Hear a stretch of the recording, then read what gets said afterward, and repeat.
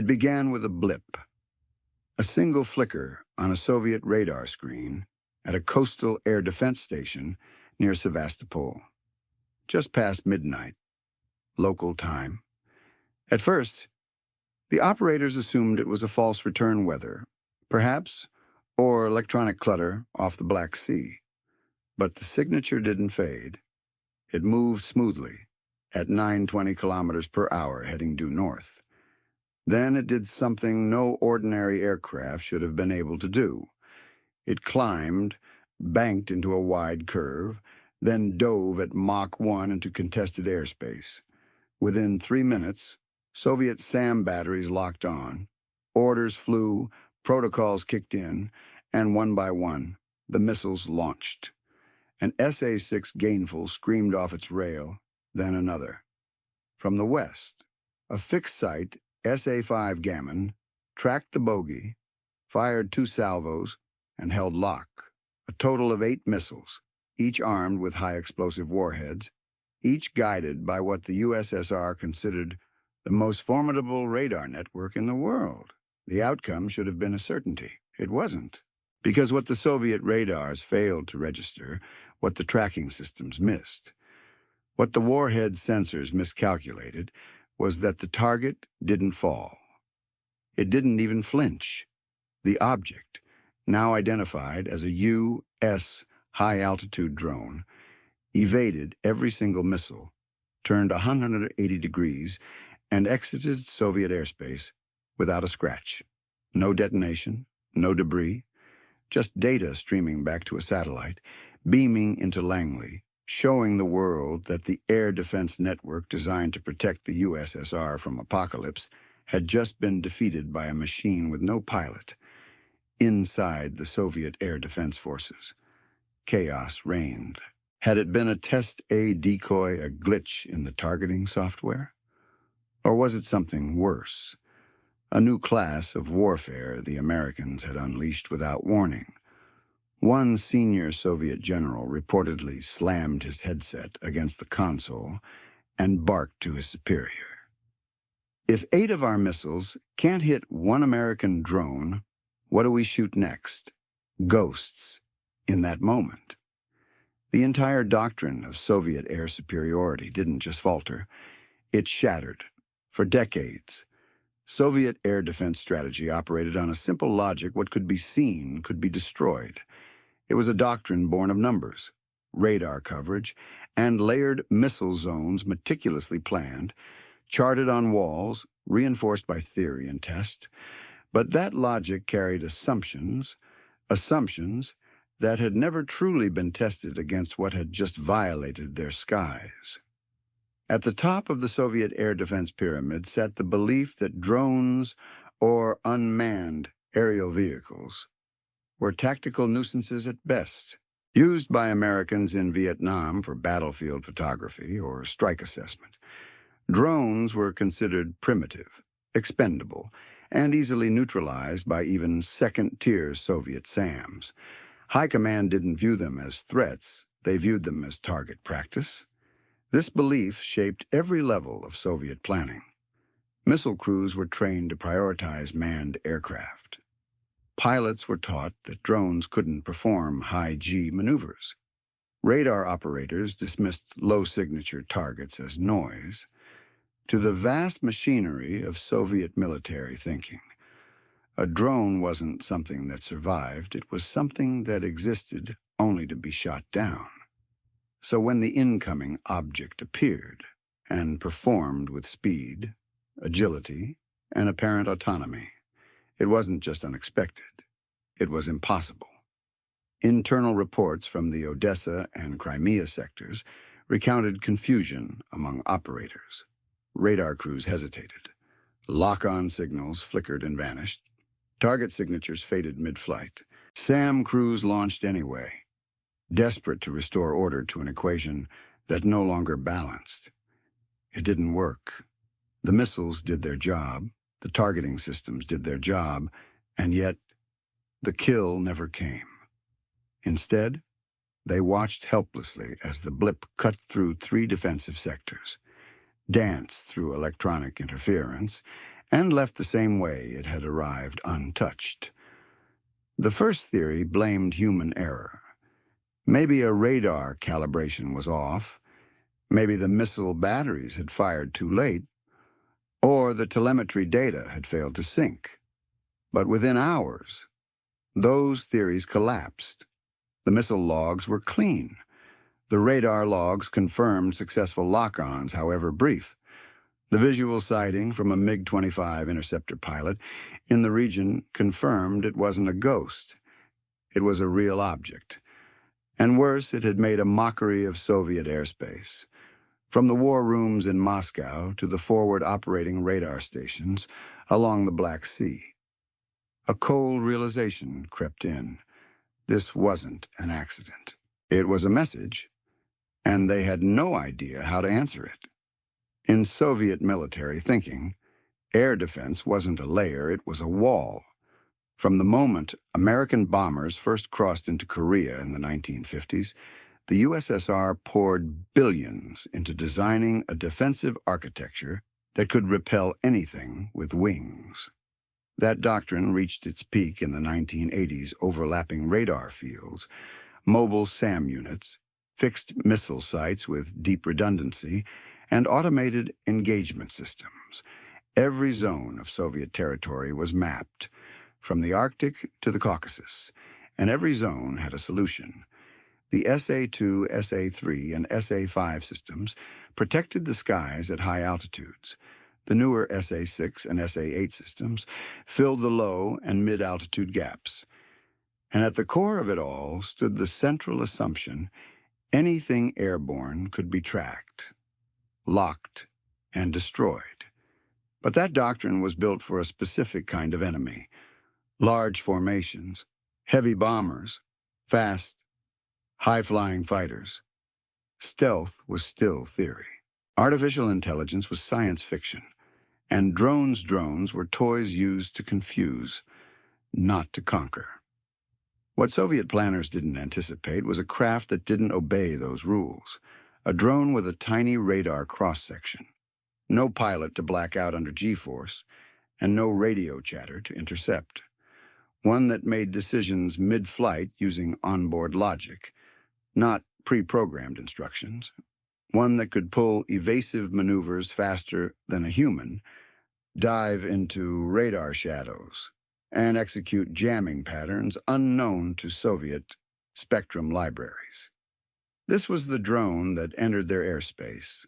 The old doctrine relied on centralized control radars feeding into command centers, which issued launch orders down a chain of command. But the drone moved faster than the system could react. By the time sector commanders gave the green light, the target had already shifted trajectories, gone silent, or spoofed its signature. Missiles launched, yes, but by the time they detonated, the drone was already kilometers away. Soviet manuals didn't account for this. In simulations, a drone was assumed to fly straight. The evasion matrix was designed for manned aircraft, not digital ghosts that seemed to learn mid-flight. Worse, when the drone was reacquired on radar, it would often appear in places it logically couldn't be, suggesting either predictive rerouting or onboard decision trees the Soviets hadn't imagined. What Moscow now faced wasn't just a new threat. It was a new kind of warfare, one where speed wasn't measured in Mach, but in milliseconds, where airspace wasn't violated by brute force but by algorithms. The doctrine was still on paper, but the battlefield had already moved on. The drone entered Soviet airspace at 02:14 local time. It came in low, hugging the coast, riding the thermal contours above the Black Sea.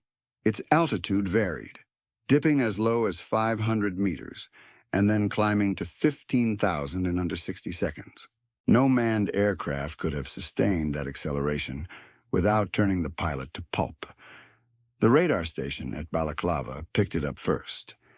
At that range, the drone should have been visible for no more than a few seconds before disappearing behind the hills.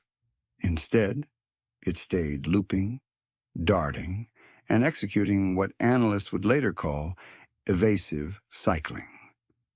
It was as if the machine anticipated the radar sweeps and timed its movements to slip between them. The SA-6 battery south of Yevpatoria launched 2 missiles. Standard radar lock time was 10 seconds. The drone broke both locks in under 5. 3 seconds later, a mobile SA-8 team picked up the contact and fired. The missile hit nothing but sky. One radar operator insisted the drone bent its trajectory mid-flight like it sensed the missile coming. Within 10 minutes, 5 missiles had been fired across 3 Soviet sectors. 0 hits, 0 debris, 0 proof the drone had even registered the attacks. And then came the second wave.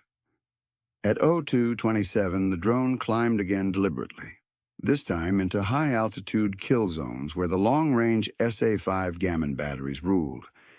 These weren't short-range SAMs. These were strategic defense weapons designed to swat U.S. bombers out of the sky from over 300 kilometers away. 2 SA-5s were fired simultaneously. Tracking was perfect. Lock was confirmed.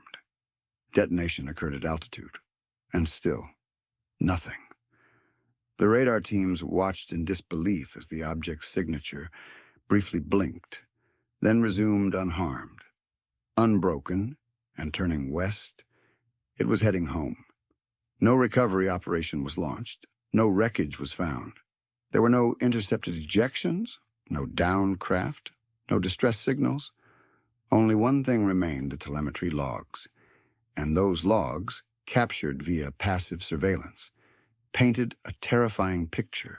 The drone had covered 2,500 kilometers, passed through 3 active kill zones, been targeted 8 times, and made 0 evasive errors. It hadn't just survived, it had learned. The drone had adapted to Soviet missile logic, analyzed lock times, response windows, and radar shadows, and then routed its path in real time to avoid every threat. It wasn't just an unmanned aircraft. It was a machine designed to make failure look intentional, and it had succeeded. When the first reports reached Moscow, the reaction was not fear. It was rejection. Senior officers in the Soviet Air Defense Forces reviewed the dispatches with narrowed eyes and pursed lips. 8 missiles, 1 drone, no kill. It read like a fabrication, or worse, a cover-up. The blame began immediately. Commanders accused radar crews of incompetence. Missile operators were said to have fired too late or too early. One general suggested the drone had never existed at all, that it was a misidentified weather balloon or an American signal decoy, a distraction to probe air defense response times. The idea that a drone could penetrate their defenses so deeply and leave unscathed was unacceptable.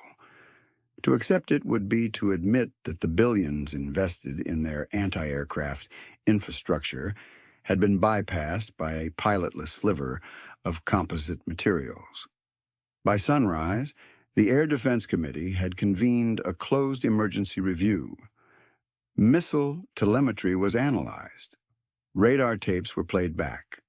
Command logs showed that everything had functioned correctly. The locks were verified. Launch authorizations were logged. The systems performed exactly as designed, but the kill never came. By noon, the evidence was overwhelming and impossible to explain. High-resolution satellite photography from Soviet recon assets confirmed no crash sites.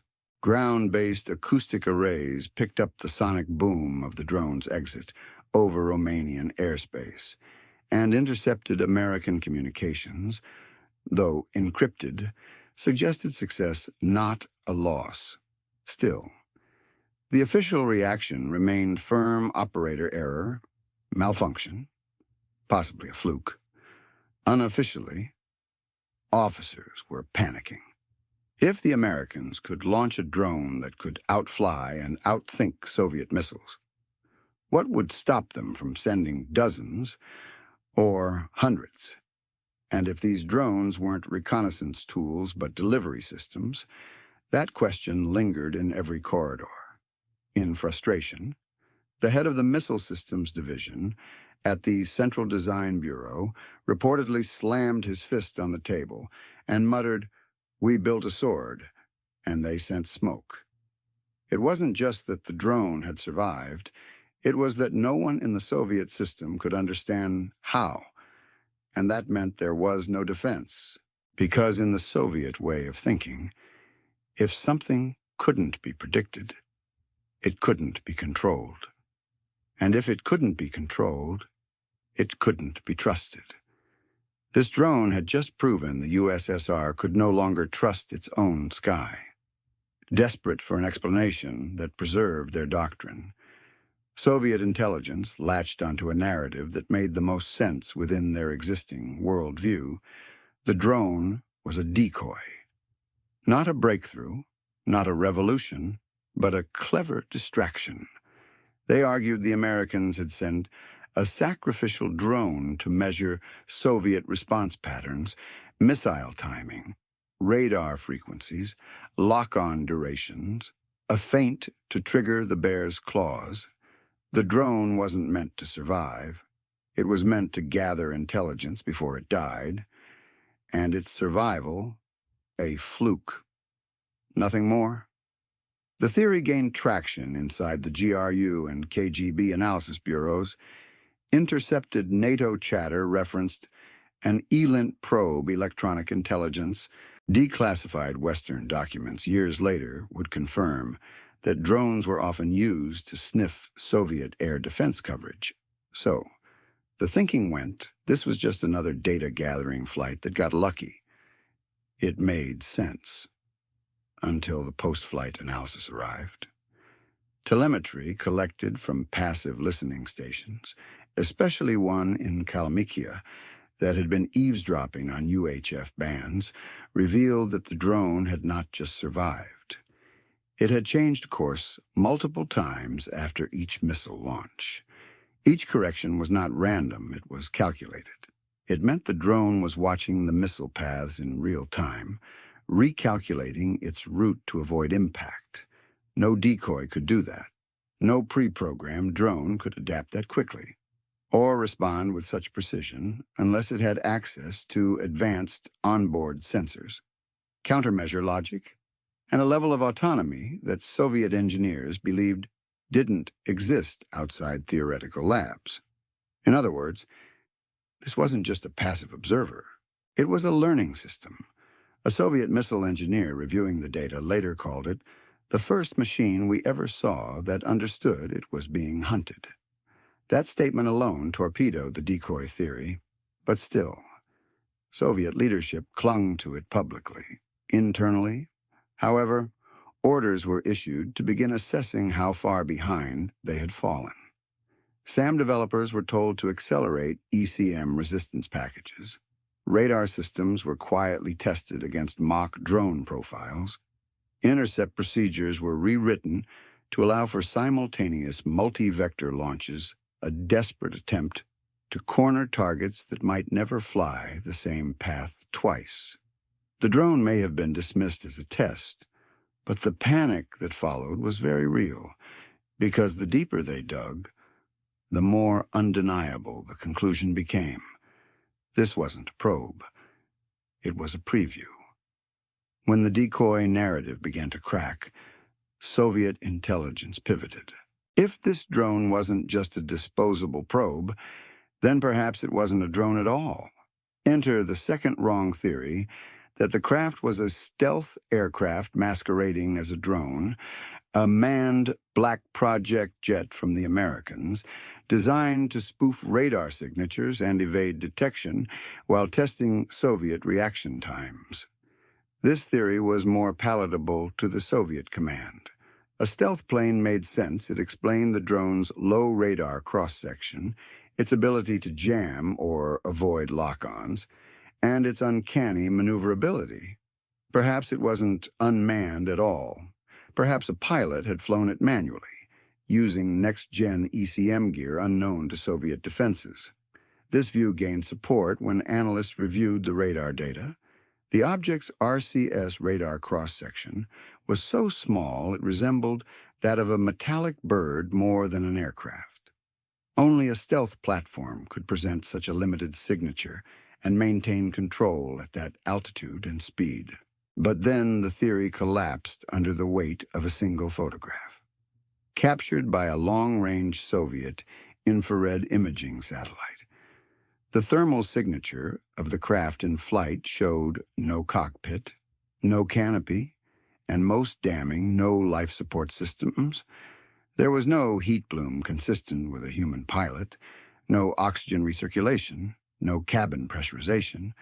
What the photos showed was a compact delta-wing structure, symmetrical and efficient, optimized for lift, not comfort. It was unmistakably a drone. Even worse, it was a design the Soviets had never seen before. The wings were blended into the body. The tail fins were internal. The heat exhaust was minimal. It wasn't just stealthy. It was elegant, cold, efficient, unhuman. The Americans hadn't just flown an unmanned craft into Soviet territory. They had designed one so advanced that even trained generals mistook it for something otherworldly. One colonel, reviewing the infrared data, reportedly muttered, "If this thing had a gun, we wouldn't even know where it came from until we were already dead." And that was the realization Soviet command couldn't ignore. This wasn't a manned jet. It wasn't a decoy. It wasn't even a test platform. It was a platform of purpose, one that combined stealth, autonomy, and agility into a single doctrine-breaking machine. The second wrong theory had fallen, and what lay beyond it wasn't just a new aircraft. It was a new form of war. The Soviet Union didn't just fail to stop the drone, they failed to even see it coming. Inside KGB headquarters and GRU analysis rooms, the post-mission reckoning began with a single terrifying conclusion. No Soviet intelligence asset had reported the existence of such a drone.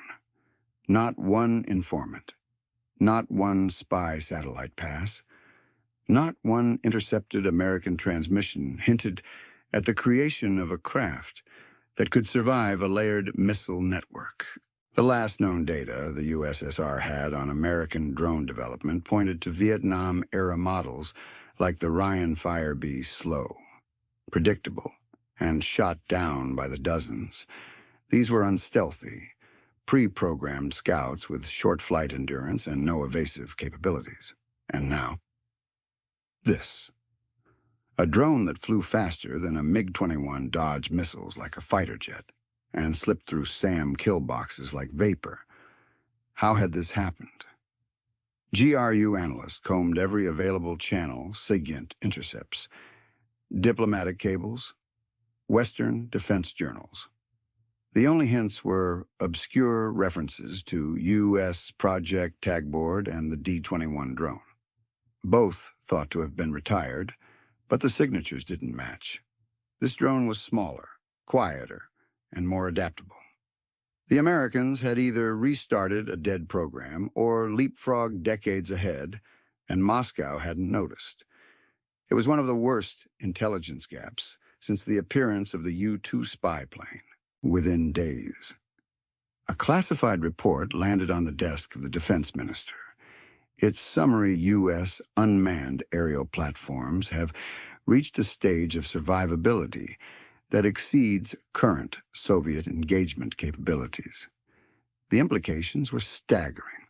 First, if the Americans could send drones undetected, they could map Soviet air defense blind spots in real time. Second, if these drones could relay live data, they could direct airstrikes or cruise missiles with pinpoint accuracy. Third, and most terrifying, if the Americans chose to arm them, they wouldn't need to risk pilots to strike deep inside Soviet territory.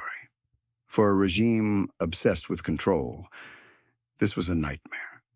Electronic warfare teams were told to identify any known frequency bands the drone may have used. None were found. Radar design bureaus were ordered to widen the detection spectrum. No new contacts appeared. and intelligence agencies were forced to admit the unthinkable. They had been watching the wrong skies. One GRU general summed it up grimly. They didn't just build a better drone, they built a better future and left us staring at the past.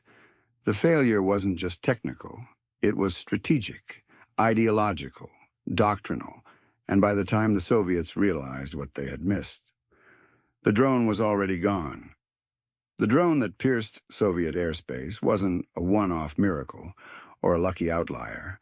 It was the tip of an iceberg, part of a sprawling, highly classified ecosystem of automated warfare, crafted not in isolation, but as a fully integrated tool in America's emerging strategy of dominance through invisibility. At its core was a system the Soviets never believed the Americans could pull off, one where reconnaissance, electronic warfare, data relay, and precision targeting weren't separate missions, but a single, seamless operation, orchestrated by unmanned platforms and satellites in orbit. The drone itself, likely part of a late-stage prototype, in the evolution between the Lockheed D-21 and what would later become Tier 3+ stealth vehicles, was built with one goal: survival through superiority. It achieved that goal through 5 key breakthroughs. First, ultra-low observability. The drone's airframe was designed with radar-absorbing curves and minimal heat signature. Its small size and blended wing-body construction made it invisible to all but the closest Soviet search radars. Most alarming to Soviet engineers, it had no active emissions. It didn't jam. It didn't broadcast. It just slipped past. Second, adaptive autonomy. Unlike earlier drones, this machine didn't rely on static flight plans. It used onboard processors fed with real-time environmental inputs, terrain, radar sweeps, and even missile telemetry to make decisions mid-mission. The drone's internal logic trees allowed it to learn enemy behavior and reroute accordingly, making it effectively unpredictable. Third, battlefield integration. The drone wasn't alone. It was part of a wider U.S. network of orbital satellites, AWACS aircraft, and ground-based control nodes. Even though the drone operated autonomously, it could, when safe burst, transmit encrypted telemetry to satellites overhead, feeding Washington, D.C. and Langley with data that would take the Soviets weeks to collect manually. Fourth, psychological warfare. Though unmanned, the drone's behavior was designed to look unpredictable. Sharp turns, altitude dives, sudden pauses. These weren't just evasions, they were intentional mind games, meant to confuse and overload Soviet operators into misfiring or hesitating. And fifth, doctrine disruption. Above all, the drone represented a shift in thinking. Where the Soviets built walls, the Americans built specters. Where the Soviets added layers of missiles, the Americans subtracted visibility. The drone didn't defeat Soviet systems in combat, it rendered them irrelevant. Soviet command, reliant on visibility, predictability, and brute force calculation, now faced an enemy that was ghost-like. It wasn't just one drone. It was an entire paradigm shift, unfolding silently above them. By the time the Soviets launched their next interceptor scramble, the drone had already reached international airspace. Its mission was complete. Its success wasn't in what it destroyed, but in what it revealed, that a war could be fought and won without ever being seen. The Soviet response wasn't calm, it wasn't calculated, it was rage, wrapped in confusion. Within hours of the drone's escape, a special review board was assembled in the Western Military District. The objective, reconstruct the engagement and figure out how a fully operational air defense grid had been publicly embarrassed by a pilotless aircraft. They called it a battle internally, Though there had been no opposing fire, no pilot to interrogate, no wreckage to study, still, in Soviet terms, this was a defeat, and like all defeats in a system obsessed with strength, it demanded someone to blame. Radar crews were interrogated. SAM operators were disciplined. The Yevpatoria sector commander was relieved of duty within 48 hours. The official charge failure to intercept a hostile airborne platform. But off the record, it was simpler humiliation. The USSR had fired 8 missiles at a drone and missed every time. Their best gear, their best trained operators, and their most advanced intercept strategies had all been outplayed by software. The KGB launched its own inquiry. Internal documents, later declassified, showed that some within the agency feared the Americans had discovered a vulnerability in Soviet radar frequencies, some kind of invisibility slot where their platforms could hide. Others speculated about electromagnetic pulse shielding, quantum jamming, or next-gen decoy tech. But the truth was far worse. There had been no vulnerability. The system had functioned perfectly. It was just no longer enough. As the drone re-entered NATO airspace and vanished into the pages of American black-budget reports, the Soviet press said nothing. No public statement, no formal protest, no diplomatic note. To acknowledge the incident would be to admit that Soviet air defense, once the pride of its global military image, had been defeated by a machine with no gun, no pilot, and no flag, inside closed-door sessions. However, the humiliation burned.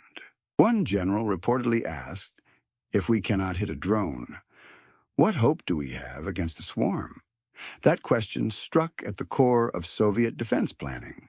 The entire system had been built on the premise of numerical advantage: more SAMs, more interceptors, more radar. But numbers didn't help when the enemy could not be fixed in place. The humiliation didn't end with the drone's escape.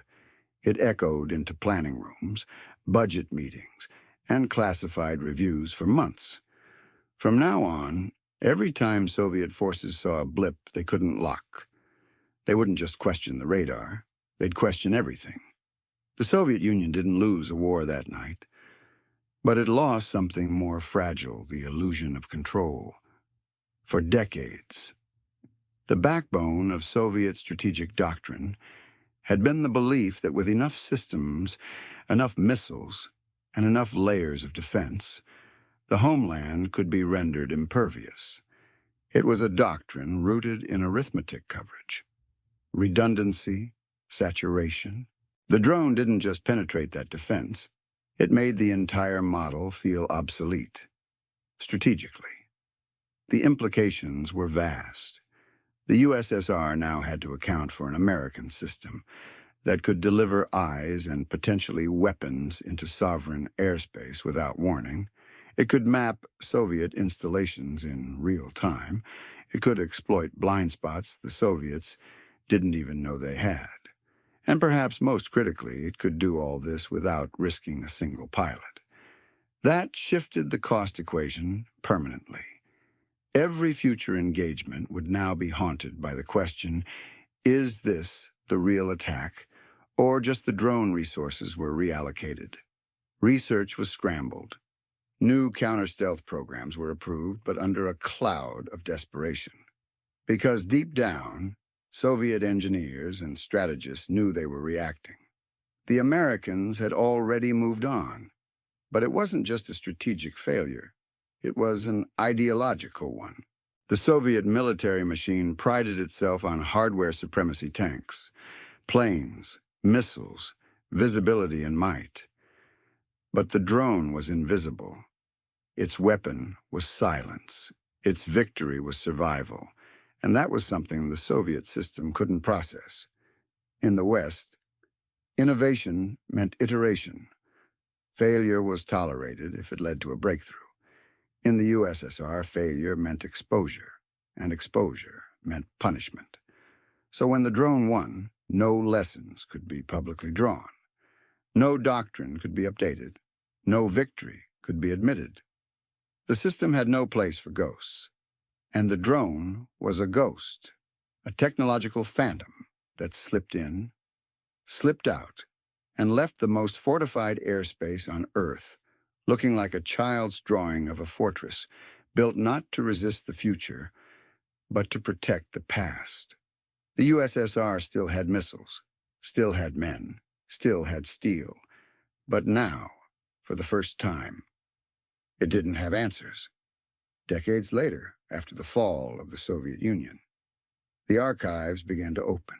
Among the declassified reports were logs from that night radar recordings, missile telemetry, communications transcripts, and a short handwritten note from a radar officer at the Sevastopol station. It read simply, "It flew like it knew where we were. Every time we thought we had it, it was already gone." The drone itself was never officially named in Soviet records. Western analysts believe it was part of a covert U.S. program, possibly a predecessor to the RQ-170 or even the B-21 ecosystem. Its true design remains classified. Its mission parameters, unknown, but its impact undeniable. That single overflight rewrote the psychology of modern warfare. It proved that dominance didn't require firepower. It required presence without exposure. It wasn't about winning the skies through missiles. It was about removing yourself from the crosshairs entirely. Today, that logic defines the battlefield. Modern drones operate in swarms, guided by AI, built to vanish and reappear without warning. Nations invest in stealth, not armor, in code, not steel.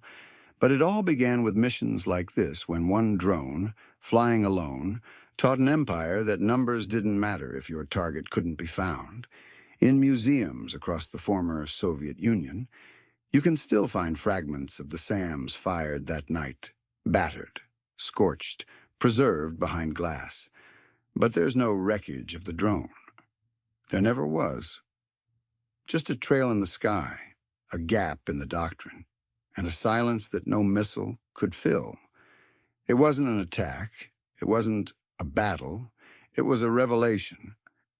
And long after the USSR crumbled, that ghost still flies haunting every radar screen that lights up with a blip too smart, too fast, and too quiet to catch.